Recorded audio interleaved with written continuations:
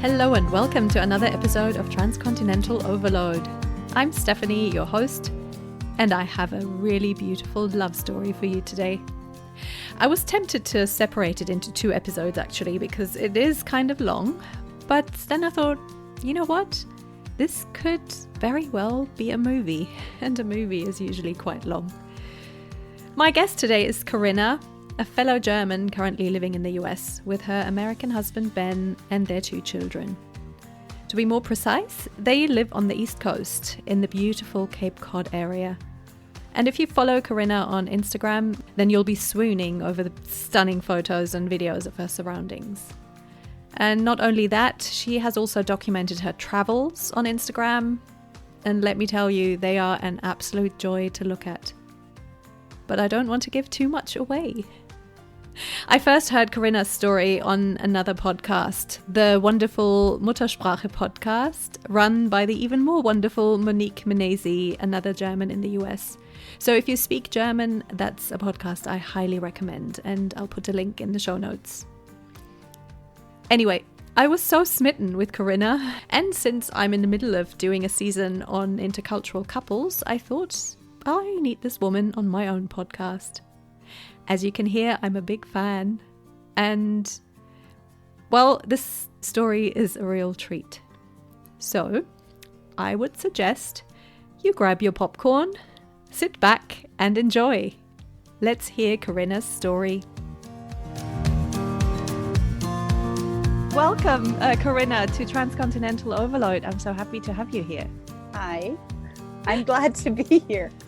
So it was funny because I discovered you on another podcast, a German-speaking one actually, and I listened to it and I thought, oh my goodness, you have such a great story. And because I'm in the middle of doing this season on cross-cultural couples and all the ups and downs and the difficulties and the funny stuff that goes with that, I thought you would be absolutely perfect. And your story is wonderful. And so I think in my introduction, I said that you are from Germany originally and married to an American, but I haven't given away any of your story. So let's just have you tell us. And I mean, this is definitely not a story you can tell in a nutshell, but let's dive right into it. And I'll throw in some questions along the way.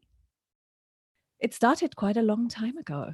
Yeah, it started 2001. And, you know, it's always so, because I haven't told this story in such a long time that sometimes when I tell it, I'm like shocked and overwhelmed with what actually happened.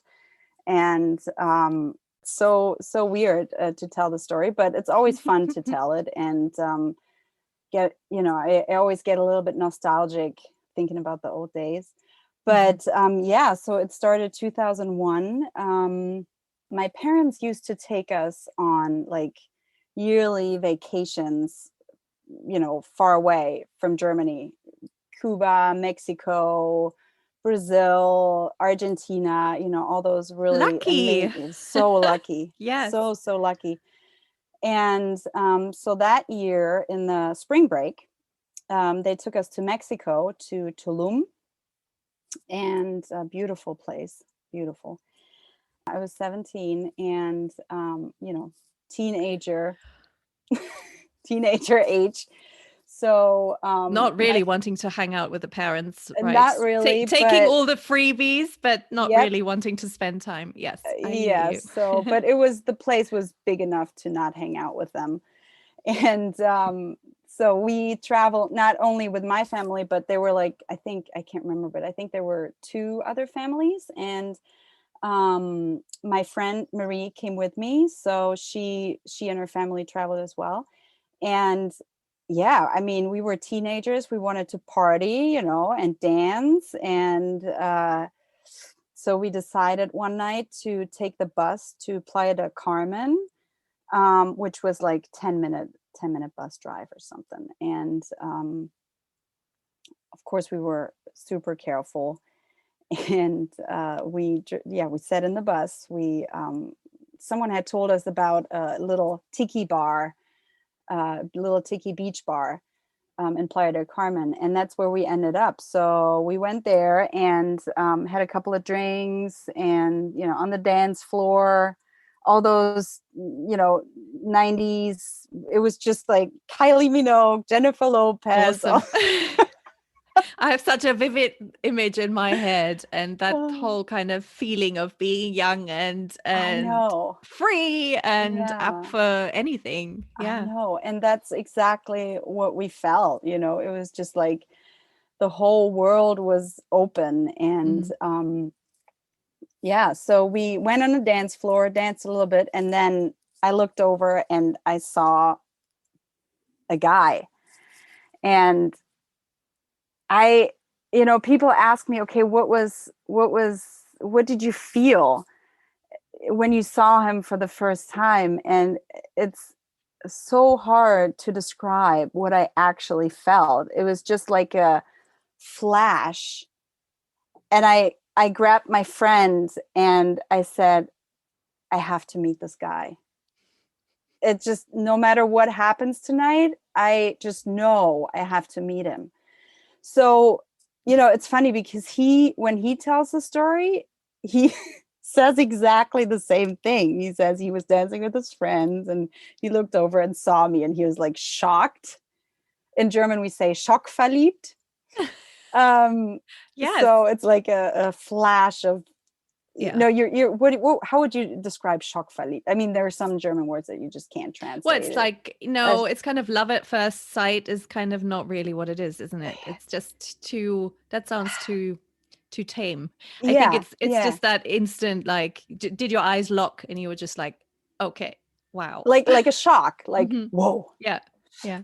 So anyways, I can't really remember who approached who, if I went over to him or he went over to me, which it doesn't matter in the end. But we ended up dancing and and took long beach walks and just had a blast that night. And in the next couple of days, we just tried to hang out every single minute. And that's what we did. So I didn't tell my parents because I was was worried that they're not like very uptight, but if you tell them, hey, I met a guy last night, I want to hang out with somewhere in a bar. Can I please worry? They'd worry about all sorts of things. Of course. Yeah. And which is understandable. I mean, I wouldn't have understood when I was 17, but now as a parent, I do understand. But so Marie and I, we just came up with something, we're going shopping or we're going to see a movie, or we just, came up with, I can't remember, but we just came up with something. And so we saw each other every day and we were really, that was love at first sight. I mean, it developed into something really special and exciting and then and then a couple of days later, we moved on. We traveled further to Cuba, which he was very jealous because at that time, Americans weren't allowed to travel to Cuba. And we traveled there and my heart was just broken. I was like, okay, when will I see him again? Oh God, and that intensity of feelings at that age as well, where it's just everything revolves around that one thing. And then you have someone from America and you're like, your whole world just crashes. Wow. Like, I'll never see him again. And so we were both, he gave me a rose, it's just so typical Ben. He's like the most romantic guy. Sometimes it's like a little bit too much. It's like, okay, it's super cute, but he knows that. So you made the rest of the trip pretty miserable for your parents, I guess. Oh yeah, so miserable. So I mean, I was heartbroken. My parents didn't really know what was going on because I still haven't told them. They're smart, so they figured it out at some point. But anyways, so yeah, we went back to Germany. He went back to America, and then we started. I didn't have an email address at that point, so a friend of mine had an email address, but we mainly wrote love letters back and forth. So it was just, sending the pictures that we took from Mexico back and forth, and really for a couple of months just sending love letters, and so cute. I still have mine, of course. They're packed up in a container, but I would love to sometimes I just sit at home and just read them. It's just so cute. And then we decided that I would come visit him the next summer. So he invited me to come to meet his parents and his family here in Cape Cod, where we are right now. And I said yes right away, and my parents agreed too. So that was lucky for me. So I bought a plane ticket, everything, right away. And then I just couldn't wait. And then next couple of months between, I met my ex-boyfriend. And I didn't want to tell him because I didn't want to break his heart. So tough. I didn't tell him. I told him I just couldn't. I at that point I was 17, and I was like, how is this supposed to work? Like I really, is there any future? So I was like, I'm sorry, I can't come. I think I told him I have school exams or something. He was really bummed, but I think he moved on pretty quickly too. And that was the point where we didn't hear from each other for 7 years. Yep. So what happened with the ex-boyfriend? I mean, the ex. We broke up after 4 years. Even in those 4 years that I was with him, I kept thinking about Ben. It was he was always on my mind, and never stopped thinking about him. And I guess that intensity again, it's like it doesn't leave you, does it? And I guess also when you have made a sacrifice, and you tend to, I think we all do, question decisions and things, and probably totally. when things went bad, you probably thought, oh my God, what the hell was I? Why didn't I get on that exactly plane? And that's exactly what it was. It was like, why I asked myself so much, especially when my relationship broke. I was like, why didn't you go to freaking America? Why didn't you just do it? And but I think it was good. It was good that I didn't go, because if I would have gone, then it would have been a summer thing. And then, we might have been together for a year or so, but with school, so young. And we were so young. So it would have ended at some point, and then we would probably have never heard of each other ever again.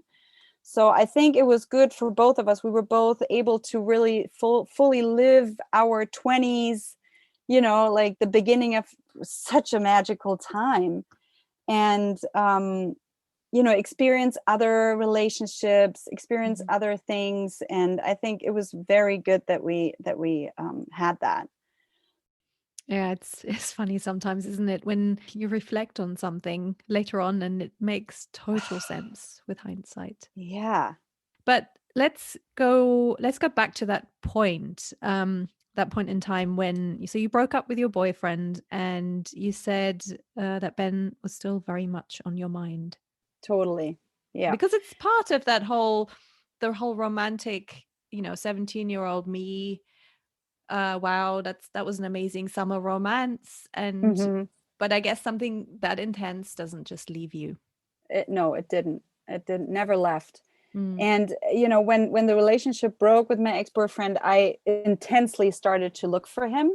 At that point, I think I had an email address, and tried to send him emails. I think I even tried to call him. I tried to find him on Facebook. That was the time when Facebook was starting to be pretty big, and I was like, how am I gonna get in touch with this guy? So, and apparently he did the same thing. He even called my parents' house. He had my old phone number, and my parents don't really speak that, he called and said something, and just the way I know my dad, he probably was like, all right, wrong number, and he speaks English, what, just hang up. So No. so he wasn't able to get a hold of me. And then one day, it's the busiest day of in work, of my work. We were like in a high season fashion industry. We had, our showroom was filled with customers, and I was just in quick break, I was just opening Facebook and saw Ben Emery's friend request, and I immediately I like started to sweat, and I was like, oh my god, oh my god, oh my god, what am I gonna do? This is crazy. And so that work day was over for me. I couldn't concentrate on anything after that. And the first exchange was pretty funny. I think his first text was, "Is that you? Is that you?" And I also tried to find Ben Emery on Facebook, but there were like 1,000 Ben Emerys. Yeah, it was like impossible for me to find him there. So, my maiden name is Flüchter, so that's not such a common name. So he found me right away. So it was really easy for him. Amazing. Did you tell your friend? Were you still in touch with your friend? Oh, yeah. Yeah. I mean, I told all of my friends. It was, all of my friends already knew about Ben Emery because I never stopped. Yeah, you had been boring them with all the stories for years. I can imagine. That's so funny. And then I was like, yes, it's me. I just can't believe it's you. And I was trying to find you too. And he's like, it's so funny because when he messaged me, he said, I found one of your letters this morning when I woke up, one of your old love letters. And a couple of hours later, I received a job request to go as a peacemaker. He's a peacemaker, to go to Ireland for a couple of months, to Europe. And he's never been in Europe before. And he's like, what coincidence is that? He's like, I have to try to. Yeah. So that's when he messaged me on Facebook after he got that job offer. So and then from there it was just I was like, okay, I was single at that point, so I was already planning my summer vacation, and what are you gonna do with your free time? And I was like, let's meet up. I'll pick you up at the airport, and let's do a little road trip or something. After 7 years. Yeah. Yeah, so I mean the hours before I picked him up, it was just crazy. I was a nervous wreck, just a wreck. And he's so cute. He told me when I picked him up, he's like, he asked someone on the plane, how do you say happy birthday in German? So cute. So with his American accent. Anyways, so yeah, I drove to Weze, which it was like an hour drive from Düsseldorf, and waited for him at the gate. And it was, well, the first thing when I saw him coming out of the gate. And I was like, I remember that so well. You know how Americans tend to wear like oversized. Yeah. How to spot an American. So that's like, and he's rather like short, which was always for me. I just like short men. I don't know why. It's just, he's just a couple of inches taller than me. But yeah, everything was oversized, and I was like, and in Europe it's the opposite. Everything's too tight. tight. So I was just used to that look. Um, and then we hugged each other. It was like an awkward hug, but it still felt very familiar and Mm-hmm. good. And then, at that point, also, I didn't speak English that well. It was like school English. And yeah, it's just I can't, it's black. It's like blank. I can't remember what we talked about. I just Mm-hmm. remember driving in the car towards Amsterdam. And we were both like smiling Yeah. and super happy and just Yeah. like, wow, I can't believe we're doing this. We're actually doing this. So I mean, I guess in that moment, he's like your brain, you can't think straight anyway, because yeah.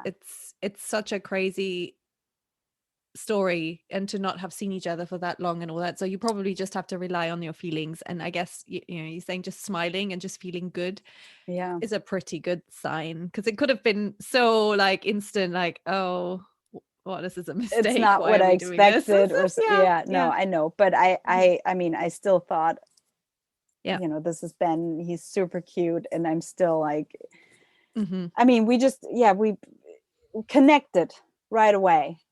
Picked up And from where you left off all yeah, those years ago. I love yeah. it. And that was just a great feeling. And we Mm-hmm. both knew that that was it. Mm-hmm. Of course, at that point, we didn't know all the challenges that we would be facing. But Yeah, I but mean, you you're never. right. You never know. But it was, yeah. I mean, we had just the times of our lives. We spent a couple of days on a houseboat in Amsterdam, and then drove to the south of France. Just Mm-hmm. we had a little road trip, and there were parts where we argued, and it was challenge. Both Ben and I, we both have different. We at that point we both had different ideas about how to spend your vacation. We were both Mm-hmm. financially independent people, but he was used to spending most of his vacation in hostels, and I was used to spending my vacations in a normal hotel. Just little things like that, that like, okay, we're Well, staying in this. and I mean, that's a challenge even for couples when they've been together for a while Yeah, so, and to just yeah, kind of have the same sort of ideas, or make a yeah. compromise. But if you don't really know, then I mean, that must have been crazy. But so at what point did you, in those 2 weeks, did you just kind of know, all right, we're going to be together? Or Yeah, I was it mean, still? we knew the whole time. We knew we have to find a way to, especially towards the end. We knew we had to find a way to somehow be together, and that's what we did. We found a way.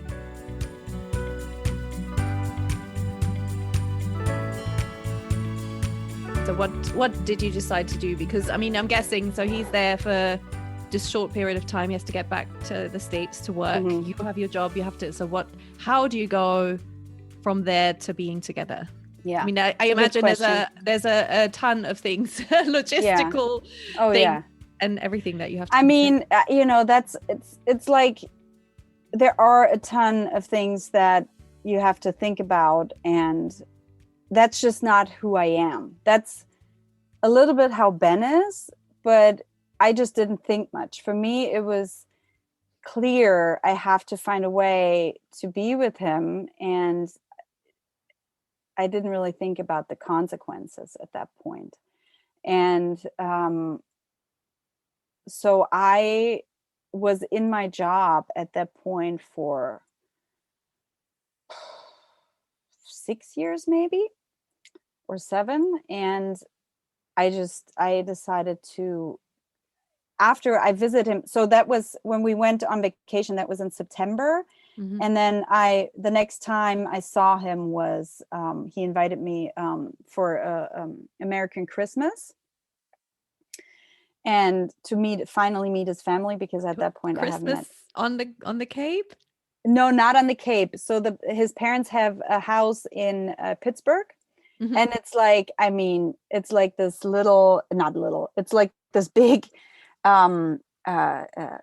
log cabin. So his dad builds he builds houses, and it's like a huge log cabin in the middle of the woods. And it was like the perfect American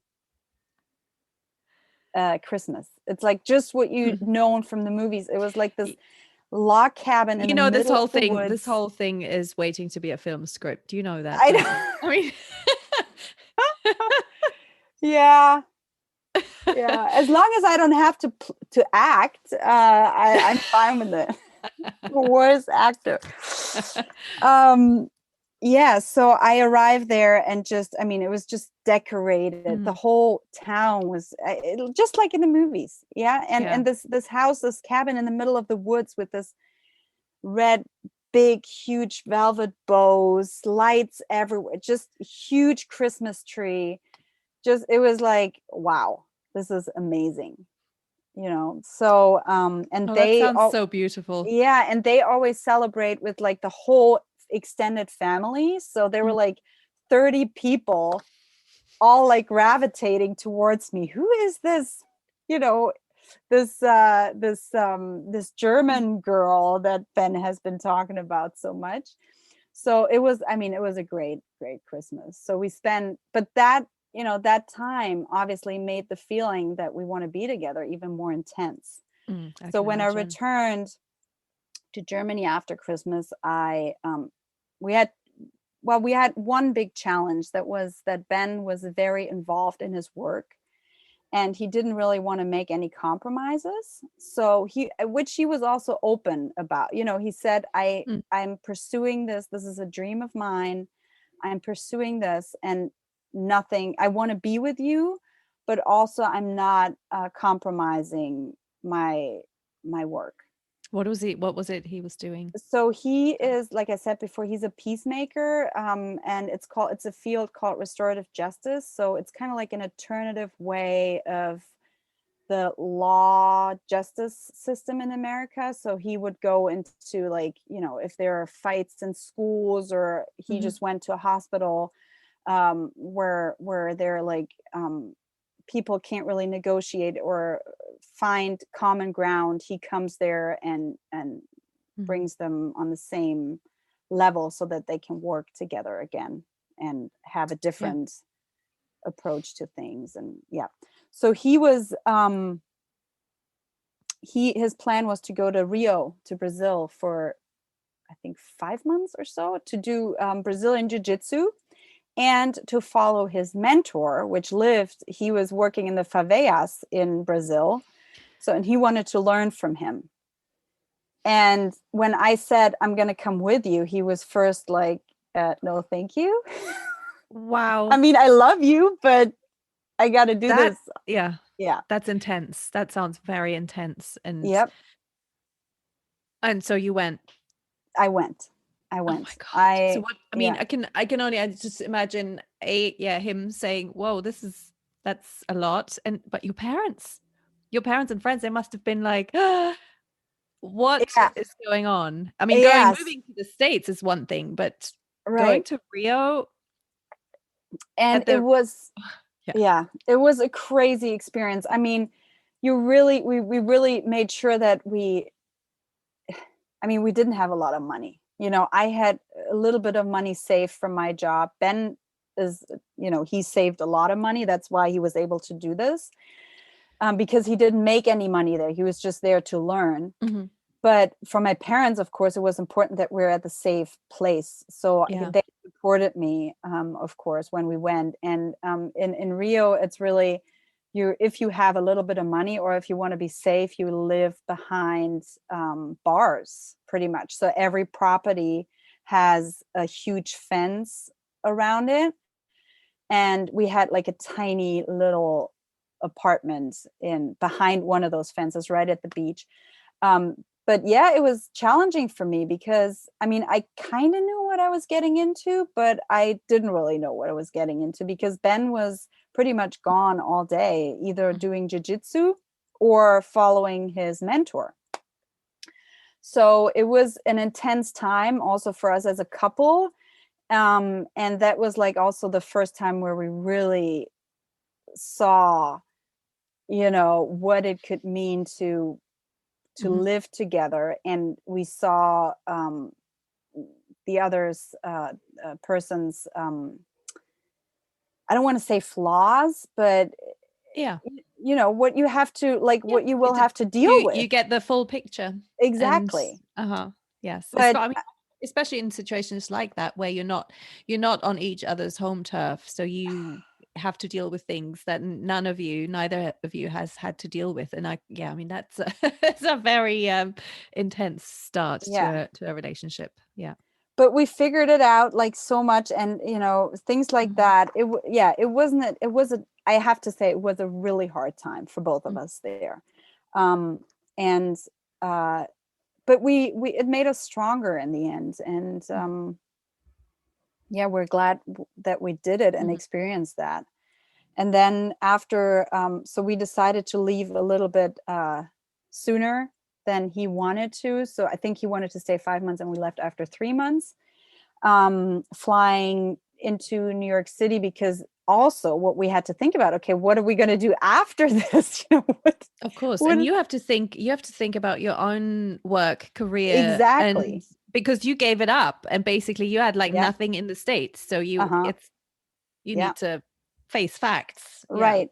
So I said, okay, if I'm going to move into your country, then I have to move to New York City, because that's where, like the fashion capital. Mhm. And that's what we did. We moved to New York City. We moved to Brooklyn. Wow. The next crazy thing. Yep. And that was also a very intense time. I worked, I can't remember how I got that job, but I worked in a fashion, also in a showroom Mhm. but not for that long. It just didn't work out very well, because they didn't really pay that well. And, New York City is super expensive. So Yeah. Yeah, that's to move there without a job and plans. That's huge. So, okay. also, yeah, And at that then, point, I wasn't really allowed to work. well, I was just going to ask, how was that? How Yeah. did that work out in terms of visa and Yeah. green card, obviously, all that sort of thing. Yeah. Yeah. Yeah. So, I mean, I just remember how it Mm, went down. So he started working as a barkeeper immediately, where he made a decent amount of money. I mean, that's, how a lot of people um make their money in New York City. If you were a waitress or a barkeeper in a busy bar, then you make a it's lot of tips. mhm. I mean, but so he had to make the money. He just had to make the money. And we I think we paid $2,000 for a 1-bedroom apartment in Brooklyn, Mhm. which was, we had like a cute little brownstone house, 1 bedroom, $2,000, which was actually a good deal.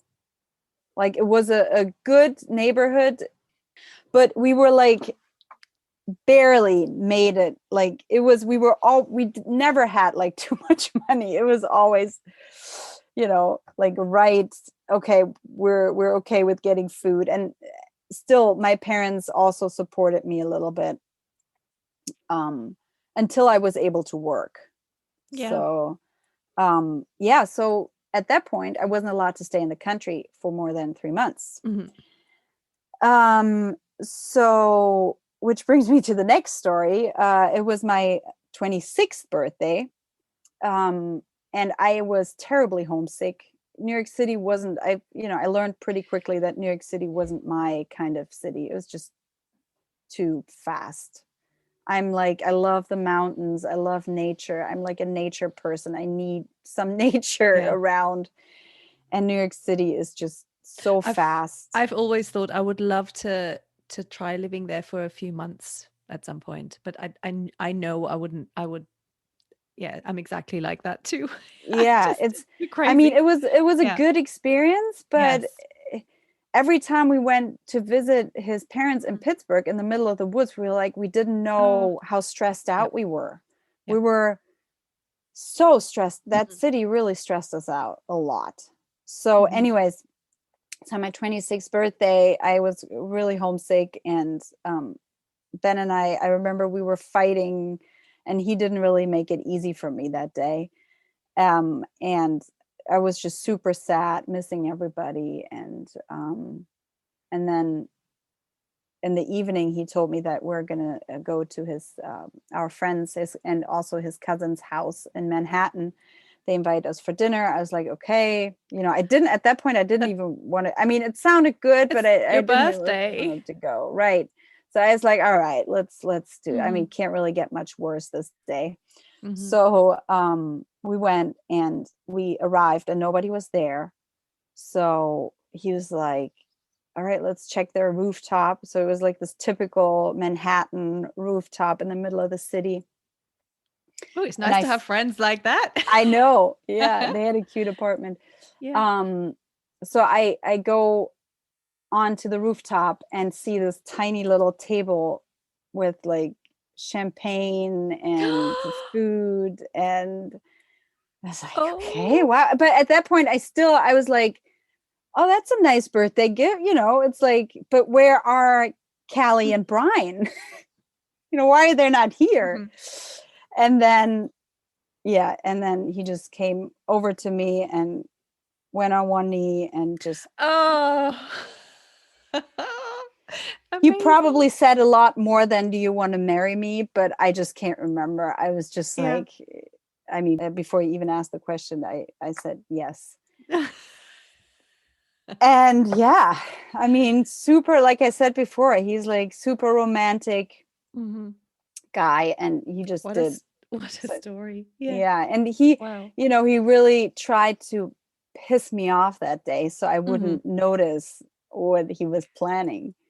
It and like I was like, it worked. It worked for sure. So yeah, we got married couple of weeks, I think October 2nd, October 1st, we got married, got married in New York City Hall, had a blast with a couple of his friends, and we knew that we would celebrate with the whole family later on. So yeah, and then at that point I was able to work. So I started working also. I started as a hostess in a pretty busy bar. But you were still in New York. So we were still in New York. Yeah, we were still in New York. But we knew that we wanted to get out of there. But, we were still there. And I started working as a hostess pretty soon. I think after a month or two, I was promoted to the floor manager. And I've never worked in the restaurant business before. So it's quite a challenge. But it was also, just such a good experience to do it. And it helped me so much also with the language, Yes. Oh yeah. I faced so many situations that I learned from, and there were awkward moments and strange moments, but it was just, I just learned so much from it. And I'm so glad I was able to do that. So you're in New York, but in your heart, you can't stay there. You don't really want to live there. Yeah. So we decided to move to Boulder. Boulder, one of my favorite So Ben places. studied in Boulder and has always told me about this place. Yeah. And I was like, all I needed to know was it's right next to the mountains. Yes. I was like, I'm in. Count me in. I'm such a mountain person. I mean, if I could choose between mountains, I don't want to complain. Oh God, no. But if I could choose, I would choose the mountains. Yep, same. So anyways, I love the ocean, really do. But the mountains are just magical to me. So magical. Anyways, so we moved there with our little puppy. We grabbed a couple of things from Pittsburgh and from New York where we lived, rented a U-Haul and had like a 5-day road trip through the country to Boulder. Beautiful. And we didn't have a place when we arrived there. We didn't have, we didn't even have jobs. I mean, yeah. So we stayed with, sorry, but I just can't remember. It's just so much happened that I just can't remember. We stayed with friends for a couple of days, and then a friend of ours just hooked us up with some apartment. Hmm. But pretty quickly I found a fashion job, a visual merchandising job, so which was amazing because I wanted to be creative Of and course. And Boulder's yeah, not a huge place. right, It's, right. yeah, that's great. So, and Ben found a job in his field, which was Mhm. great. So we really enjoyed living there. Really, really beautiful place. And then we lived there for 1.5 years, I think, or two, almost 2 years. And then I was pregnant. Yeah. Oh, and then you kind of, you have that idea of like Boulder is such a, I mean, family. I mean, it must be the best place to bring up a family, right? In your Yeah, but mind. it's, you know what's so funny? You don't know this when you move to a Mm, different country, what you're about to miss.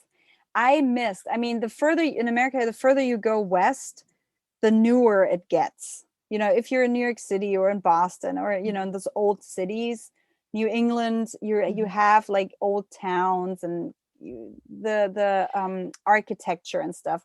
But Boulder, and the further you go west, it's like malls, malls, malls. Yeah. And And there's the also, the further you go west, the further away you are from Europe and the people you want to call. And Yeah. I mean, that wasn't even so because, you know, the connection to Düsseldorf from Denver mm, wasn't that bad. But yeah, it was flights. really like, I miss cobblestone. I Mhm. miss like, you know, like the retail culture, a cute bakery or a butcher or, you know, Yeah. because you have malls. I mean, Yeah. Boulder is beautiful, but it's just this, you know, those neighborhoods are all like Yeah. Yeah. made up You have kind of. that main shopping street, and that's pretty much it in terms of a Which was cute. I like a mean, absolutely cute, really cute, but it's you can't compare it to for us Europeans, it's so right. difficult to kind of get a sense for uh a sense of what an American city or town is Yeah, like. exactly. Plus, I was pregnant. Hmm. So, you know, I was like, my hormones were super crazy. Yeah. And a friend of mine who actually went to Mexico with me, she Hmm. was pregnant at the same time. So, back in Germany. And I just really wanted to. For Ben, in the end, why we went back to Germany, it was for Ben, it was a money thing. The support in Germany that you get is just, you don't get this anywhere else, almost anywhere else in the world. So it was a financial thing Hmm. that we decided to go back to Germany and live there and have our kids there. And that's what we did. Well, I mean, that must have been a pretty tough decision too, to kind of, I mean, for him, of course, but also for you to give up that part. And so did you think when you moved back to Germany, did you think that's it? We're gonna be there, or did you just I not really have a long-term plan?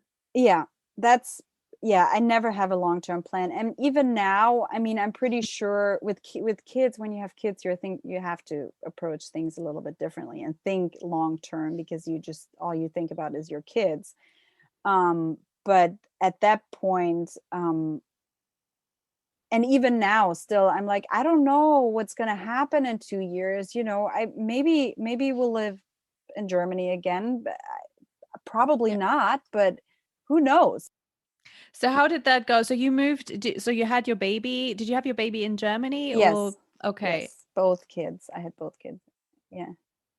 And yeah, And then so we how, had to yes, start all over again, again, yeah. again and again. Yeah. So we rented a little apartment and then um I was pregnant with Lily and then we were looking for a house to buy a Mm, house. We both had jobs. I was working first, I was working full time. Ben was the stay at home dad until he was able to work and, mhm. you know, he had to also learn the language.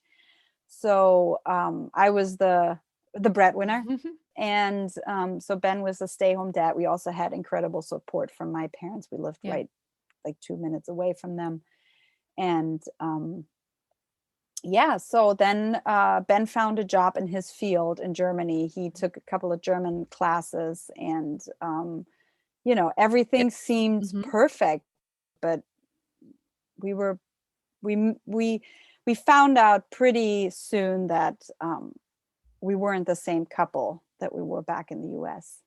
Hmm. And I mean, just, just imagining all the changes that you're like super in love couple, lived in all the metropolitan cities, travel, lived free as a bird. And then all of a sudden you're pregnant, you move to a different country, you have to pretty much start your whole life all over.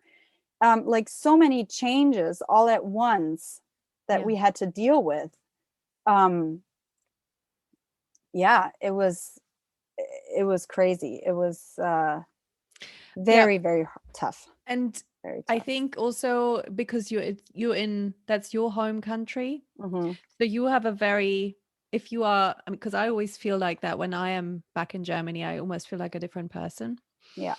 And it's really difficult to stay who you are the same in every place. And it sounds really odd, but there is just something, and I think I can only imagine how that must have felt like for him to go there, and it's all new for him, but you are kind of you have kind of an advantage in a way, but also I mean, it's good that you say that, because I mean, Ben and I tried to figure out, okay, what is it that is so different for us living in Germany why are we such a different couple in Germany? And sometimes there are no words and it's just a feeling. Yeah, but when I think back of the time living in America before, I also liked myself much better as a person.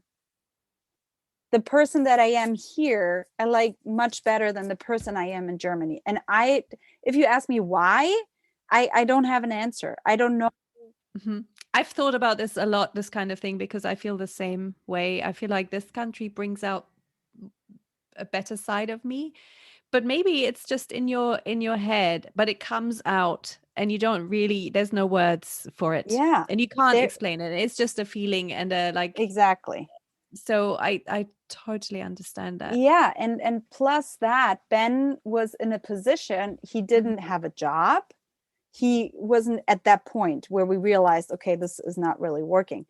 He didn't have a job, so he felt like, all right, I'm about to be a father, and I can't support my family. So he changed in a way too, and his whole personality was like, his self-esteem was not there anymore, and he's like a very confident man. And the man I loved or fell in love with totally changed. So we both totally changed. Yeah. And that couple just didn't work. Yeah, I get that. It's like those moments when people have asked if, we were considering ever moving to Germany with my British husband. And I was like, I can't see that working. I can't see him there, being happy there and being his same thing, confident self. And I just don't think I want that.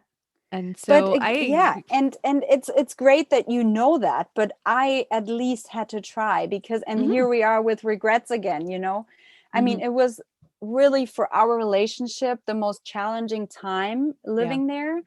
But also, again, we learned so much, and I'm so glad we did it, because if we wouldn't have moved to Germany, I would have asked myself, how would it be to live in Germany? And in some ways, I think it's a really good thing for couples with two different nationalities to live in each other's countries, to not just visit, but to actually spend time. It's just to get to really get an idea of what it's like. I think it's everyone should do it. Yeah.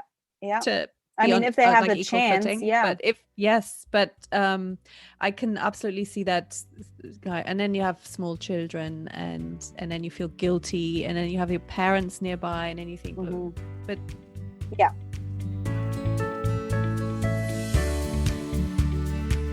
So when did you decide to leave Germany? So, and then, it came, we bought a little house, we built a little house. So it was like our little dream house, the dream neighborhood right in front of a playground. So when I was cooking in my kitchen, I could see my kids playing on the play. It was like perfect, perfect. But Ben and I were just not perfect. And I mean, we're not perfect now either, but we're just far, far away from being a good team. And the voice in my heart just kept screaming louder and louder, you have to leave, you have to leave, you have to leave, you have to go back to America. And I said it a couple of times, and Ben was always like, no, I'm not going to, just because you think that we should move to America now, I'm not just going to leave everything again and start all over again, so it took a while for him to really and lots of conversations, night shifts for us, to really realize that this would be a good idea, to that we're just not working in Germany. And if we want to save our family, we have to move. And I guess because you could have gone to a third country, right? Which was also, it crossed my mind. I mean, my plan was, or my idea was always, okay, so if I'm going to move back to your country, then I have to travel first, because so we knew we would sell our house and hopefully would make a little bit of money off of that. So I said, okay, if we're going to move, then now or we're never gonna, I want to travel. I know that you don't want to travel, but this is something that's really important to me, and we'll never do it again. I just know, Oh, you have, and having kids, and we all know this. And as soon as they're in school and you're kind of, it's and older, it's everything becomes so much harder. So it's like the one window you have. Exactly. And we were, Finn started school the next year. So I was like, this is like the last year where we can freely, we don't owe anyone money. We don't really own, we just own that was also a that was such an amazing feeling, to just don't own anything, don't owe anyone money, just be free from all of that, and just travel, just have your backpack. I mean, we had a little bit more than just a backpack, but it was an incredible experience. I mean, that was also not easy, the travel time, but it was, because then again we had to find each other in a new way, and what are we going to do in the future? And it's just, I think, I mean, just kind of the idea, again, that sounds amazing on paper. It's like you're free, all you have is each other, and you can start from scratch somewhere. But it's that leaving somewhere, and at some point you have to face reality, and you have to make a decision of where you want to be. You cannot travel for the rest of your lives. And so that must kind of weigh on you. I mean, I'm just from my own sort of, I would be constantly thinking of, I don't know if I could even enjoy the moment, the travel. It was a little bit hard, because with two kids, you're just, you're of course you have to think about the future, but I don't know what gives me this confidence, but for some reason I always think everything's going to be okay. We'll figure it out. We'll figure it out somehow. And there must have been that innate trust in your relationship after all the things of your start, how you got together, how there must have been that sense of this well, is not how only it in the is. relationship, also in, what are we going to do once we get there? Ben had a job lined up in Boulder. So we were like, okay, where are we going to go if we move to America? Of course, it's got to be Boulder. We both loved it there, and we needed a neutral ground. We didn't want to, we kind of like wanted to start our new life on neutral ground, without any anyone, any family member to distract us, or we needed to find our family rhythm, like. Yes, and sometimes you have to do that far away from everyone, which is, it sounds so hard, but it's so true. And it's like, again, that causes a lot of problems too in the long term. But sometimes it's so essential to just kind of break away from all that and create your own thing. Yeah, and that was really important for both of us, what you just said. And where did you travel? So we traveled I'm going to try to make this quick. So we traveled from, we started in Greece, did island hopping, then went to Marrakesh, and we did an amazing desert trip for a couple of days. And then we went to Portugal, rented a camper van there and traveled down the coast. And then we had to go back to Düsseldorf. Because we had our interview for the green card that we applied for. And from there, we went to Australia and then New Zealand and then back to America. And then. So that's around the world. Wow. Yep.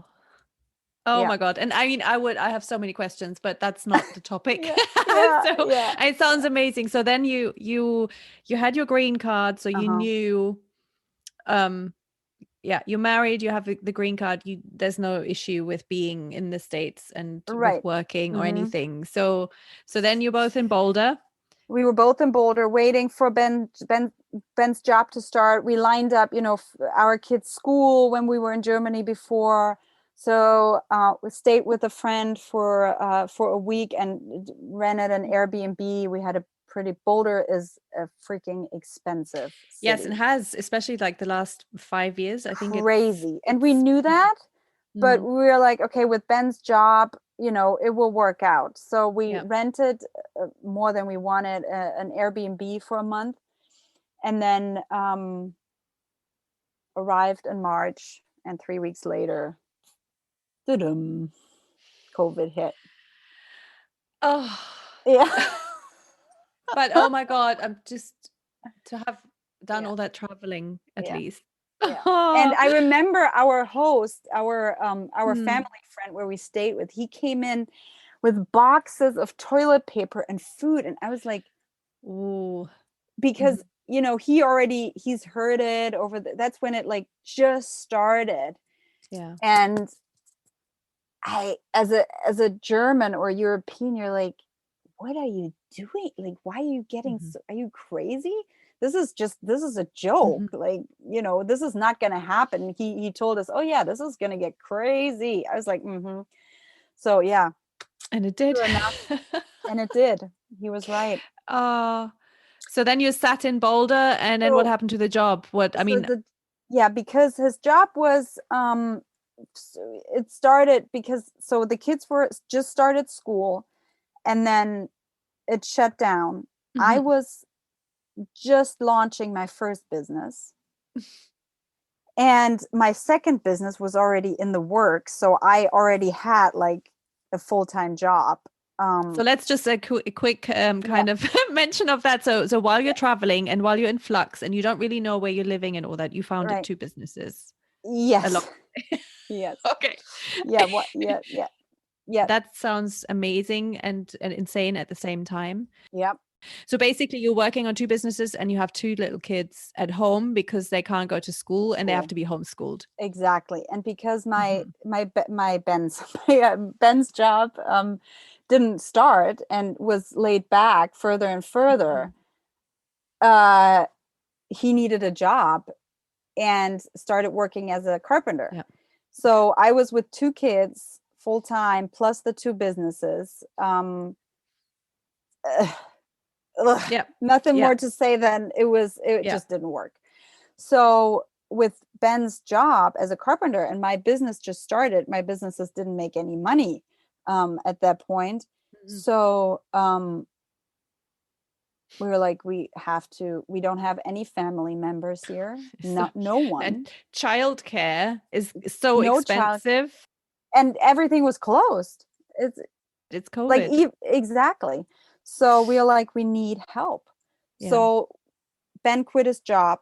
First, the first most important thing is, okay, where are we going to quarantine? Because we don't want to be in a big city. So which we wanted to do in the first place, bought a trailer, and from our savings, bought a trailer, bought a car, and spent our quarantine time on on Ben's aunt's ranch in California, which was That amazing. sounds like the And perfect place to well, quarantine. but it was very, I mean, for the kids, it was such a challenge because they didn't have, just imagine, like, you tell your kids, you move to a different country. Mhm. That's the first thing. Leaving your friends, grandparents, like everyone you love behind. That's the first thing. And then you tell them, well, you can go to school, you make new friends, Mhm. and then you arrive And that and you doesn't live in happen. total isolation. Total isolation. No friends, no oma, no opa. Like all you Yeah. have is your parents and a Yeah. couple of chickens, or goats. And I guess, I mean, this is what kids crave, right? It's the idea of the traveling and seeing all those amazing places is fun and great, but young kids, I Yeah. think they would just want to be somewhere and sleep in their own bed and have, Yeah. know I what's mean, happening. Oh, yeah. So for them, it was mhm. very, Yeah. very hard. That time. I mean, for everybody, it was hard. Mhm. I don't want to say that it was just hard for us, but with the whole change, like leaving your country as a kid, as a Mhm. 3 and a 6-year-old, you just don't Yeah. understand No. No. what that means and what consequences that have. And then when you experience it, you're like, Yeah. what did you tell me? You lied to me. You betrayed Yes. me. Oh, yeah. That feeling of guilt, and the what ifs, and but then also the pandemic. I mean, no one could have predicted Right, that. right, right, But that feeling of, oh my God, what have we done? And why did we right. do this? Yeah. Exactly. And of course, I asked myself that question a couple of times during that time, but that was the point where we're like, okay, we need help. We need help. We need family around. So we Yeah. decided to move here with Ben's family and have them close and have Mhm. because at that point we also knew that Chatham is a super small place and they have a super small elementary school here. So we knew that that school would be open. And so So we're like, had his parents moved to they no, or, they have a house in Chatham and a house in Pittsburgh. So in okay. the summer they're in Chatham and then the winter Okay. they're in Pittsburgh. Hmm. So and but both of Ben's sisters live in Boston, so the Hmm. parents kind of like always gravitate towards The Cape. towards the Cape. Exactly. So we were like, all right, we're gonna, if we may, they have a Hmm. little, we call it the boat house with two Hmm. tiny little bedrooms, not even a full kitchen. It's really Hmm. tiny little thing. It looks But beautiful. So yeah, I do look at your Instagram yeah, stories, and it does look yeah. very beautiful. No, I mean, we're so lucky. It's incredibly Hmm. lucky that we can be here. And of Yeah. course, there are challenges. And what I really do miss, our container is still in Boulder because that's where we planned for Yeah. our thing, because we wanted to move there. So we haven't seen all of our personal things for almost 2 years now. Hmm. But, and I do miss, I need my own space at some point, it's, yeah, it's just, I need my own So four this is walls. more a pit stop along Oh, hopefully. your very amazing story journey, really. Yeah. I'm Yeah. just thinking, yeah, who knows? So you're just gonna wait out the pandemic and just kind of see what happens, or Yeah, so right now we're Ben has a job as a carpenter and also starting, he might be able to he already did this peacemaker job in Mhm. one hospital, so his job is kind of like starting to come back, but not fully, so he wouldn't be able to support us Mhm. fully. So right now he's working full time as a carpenter, and Finn can go to school 5 days a week. Lily goes to preschool 3 days a week. And I would need a lot more time for my businesses. Mhm. But it is what it is at the moment. And we're looking into ways how to support me better so that I can do this really full time. And yeah, and then as soon as we are financially independent and back on our own feet, we're gonna try to find our own place and And do you move think out. Boulder is still on the cards? It's of course still on my mind, but my first priority is the kids. Mhm. And the kids love their schools. The kids already made friends.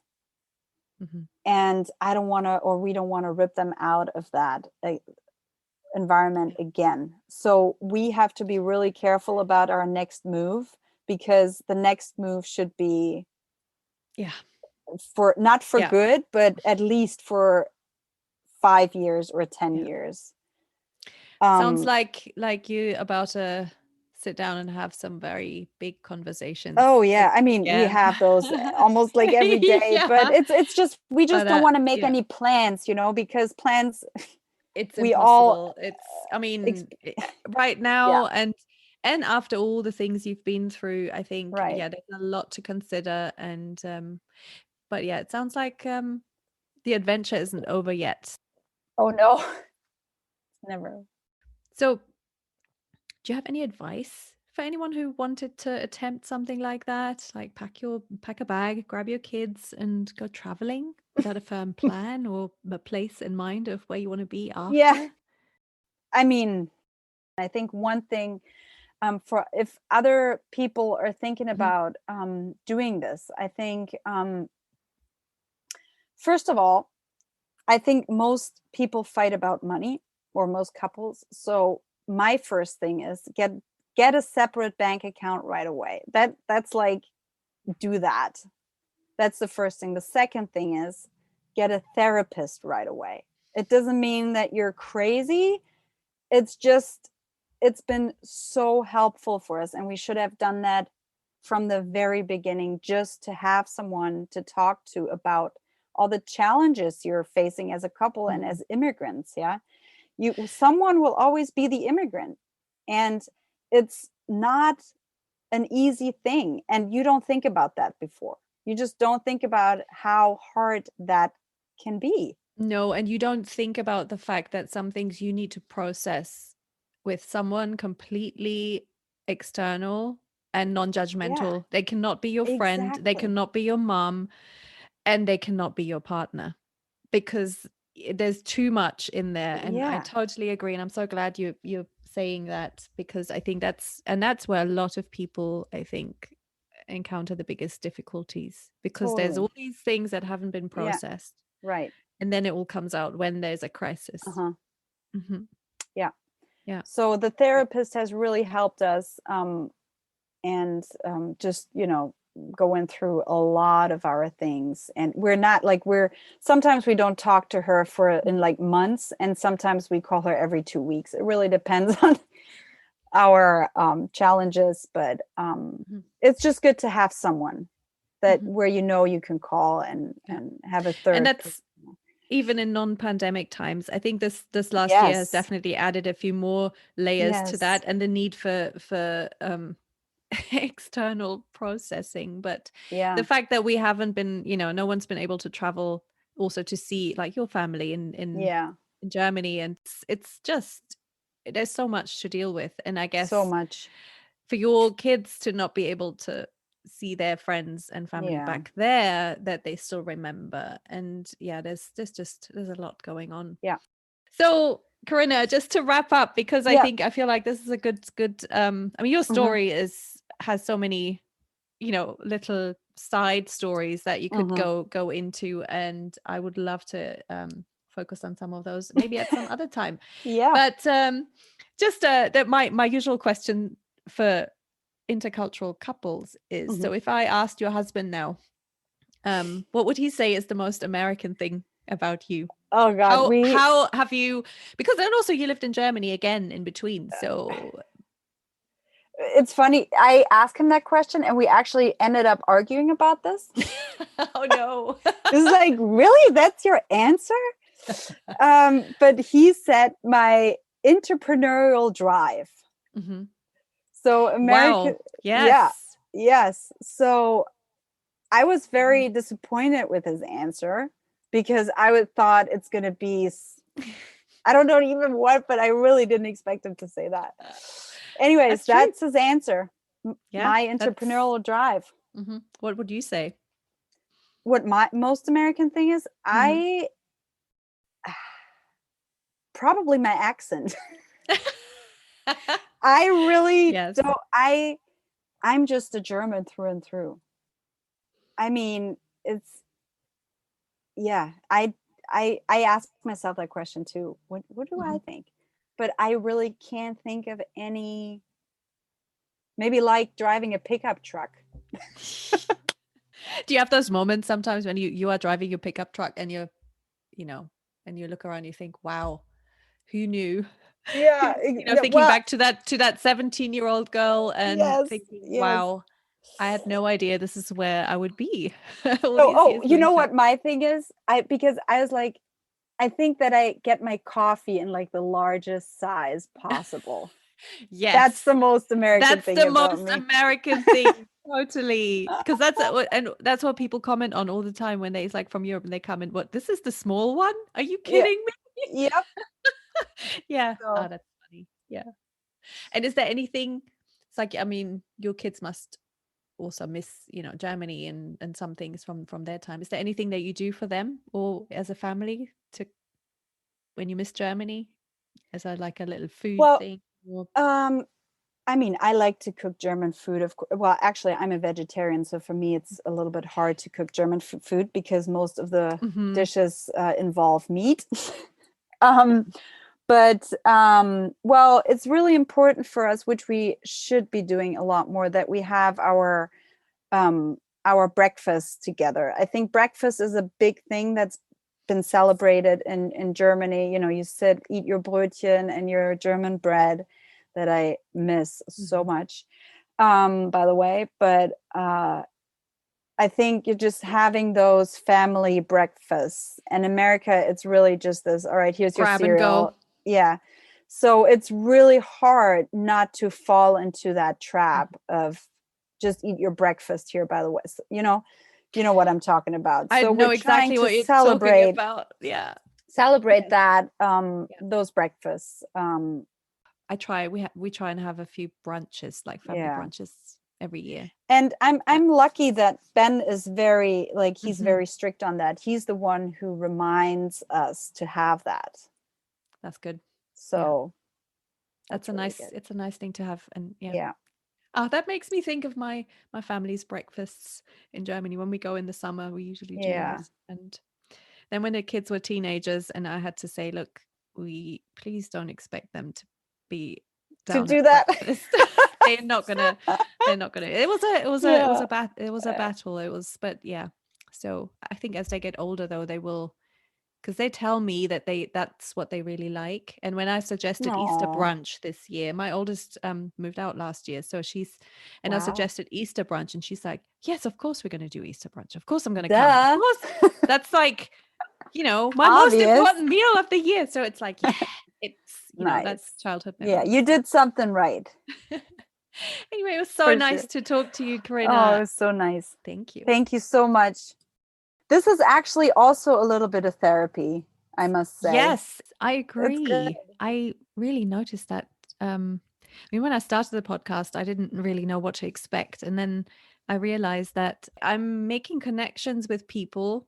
Uh-huh. And I'm listening to their stories and it helps me see things differently. I And bet. so Yeah. it's so interesting because every single time there is a new perspective and Yeah. someone has thought about something that I hadn't thought about That's or so looked at it in interesting. a different way. So for me, it's absolutely that too. Yeah. And then knowing I can share those exchanges and people can listen Uh-huh. and can empathize and feel less alone. Yeah, it feels really good, especially this last year. So yeah. Yeah, so it's been great. Thank you so much for having me. Thank you. What a story. If you haven't already, find Corinna on Instagram. She is Co and the Gang, and you'll find all her photography, travel photography, family photography, and also info on her businesses there. One is Ride and Roam, which is beautifully curated children's vintage clothing. And as we heard, Corinna has a background in fashion. And the other one is The Cape, CAEP, which is a series of detachable and exchangeable phone cases and handles, ropes, things like that. So you can have your phone with you when you don't have a purse or bag or pockets or just want your hands free. She came up with this idea while waiting at the airport with 2 toddlers in tow, trying to hold boarding passes and her phone and losing her mind. We all know the feeling when you just don't have enough hands to do everything. It's pretty ingenious and looks pretty cool too, so check it out. Links are in the show notes. I have another couple of episodes in this season on cross-cultural couples, and then going back to normal. That sounds kind of weird, but I can't think of another description because my brain is already on holiday mode, vacation mode. If things go according to plan, I will be boarding a plane to Germany in a couple of weeks' time. Fingers crossed. I cannot wait to see my friends and family back home and eat German bread, swim in my lake with a view of the Alps. We're trying to work out how to get to England too, but the corona restrictions there and like within Europe are changing constantly, and so I'm not sure yet how we'll do it all, but we're trying. So that's it from me for today. Stay safe out there, stay sane. Fellow Americans with kids on summer break, I'm talking to you. And see you next time.